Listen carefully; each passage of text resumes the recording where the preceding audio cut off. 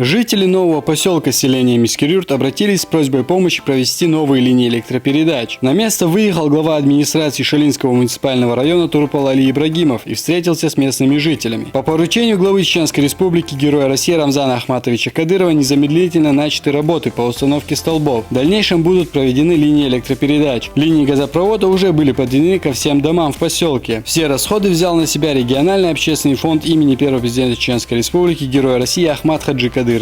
Ехать Венеру, это поселком Гази-Алихар, Свети-Алихар, Алхамдулилlah, да, хаста мутана, Свет-Фирюэл, он ехал Джохдилла, Беллой Хабякина, Узашадер Гедешну, Мишшу Илчунах, Хаштот, Эйманина, Рамзана Дересл, о Масаров, Юрцерах, Баркал Дересл, Бахтан. Свет-Алош, Бабутон, Беш, Ицал Свет-Пилч, Ашдар, Дел Ресл, Фондина, Дал Шеду Адольцер, Шадеги.